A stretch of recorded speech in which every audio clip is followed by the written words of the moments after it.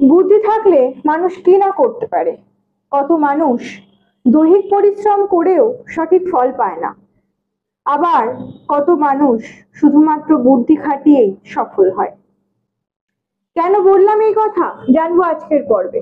নমস্কার, the story of স্পেয়ারের পক্ষ থেকে আরো একটি নতুন ভিডিও। কেমন আছেন সবাই? আশা করি সকলে ভালো আছেন। শুরু করা যাক আজকের গল্প। গল্পের রাজার একবার গল্প শোনার খুব ইচ্ছে হলো, কিন্তু রাজা মশাইকে কেউ গল্প শুনিয়ে খুশি করতে পারে না। রাজামশাই বললেন, যে আমাকে গল্প শুনিয়ে খুশি করতে পারবে তিনি নিজের অর্ধেক রাজ্য তাকে দেবেন,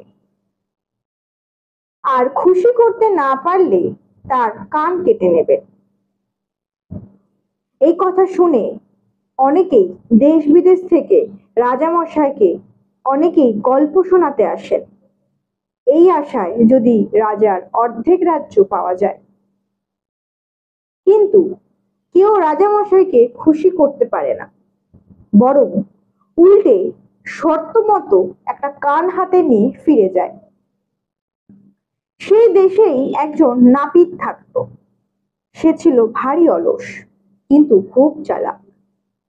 নাপিত ভাবলো, একবার চেষ্টা করেই দেখি না, যদি অর্ধেক রাজ্য পাওয়া যায় রাজাকে খুশি করে, তাহলে মন্দ হয় না। কি আর বলতে হবে, শুধু তো একটা গল্প। এবার সে রাজামশাইয়ের দরবারে গেল নিজের গল্প শোনাতে। নাপিত শুরু করলো তার গল্প। নাপিত, এখান থেকে অনেক দূরে এক আজব দেশ আছে। রাজামশাই বললেন, তারপর?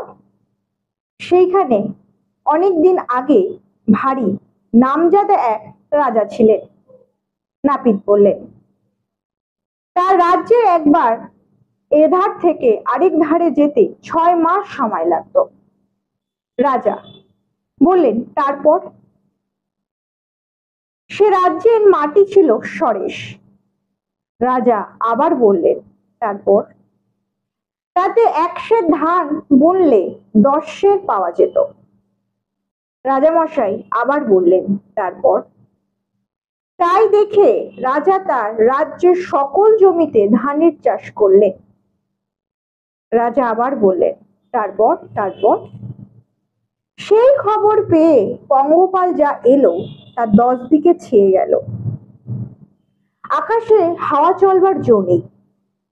শ্বাস টানলে ঝাঁকে ঝাঁকে পঙ্গপাল নাকে ঢোকে।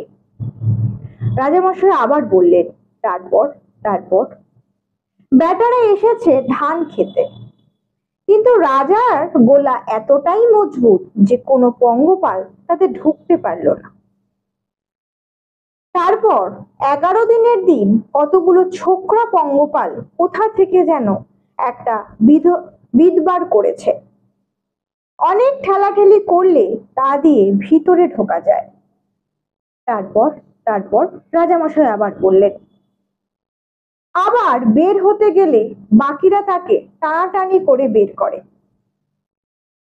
তারপর এইভাবেই একটা করে পঙ্গপাল যায় আর বাকিরা তাকে টেনে বের করে। রাজামশাই যতবার তারপর বললেন, নাপিত আর একটা পঙ্গপাল বলে গল্প চালিয়ে যেতে থাকেন।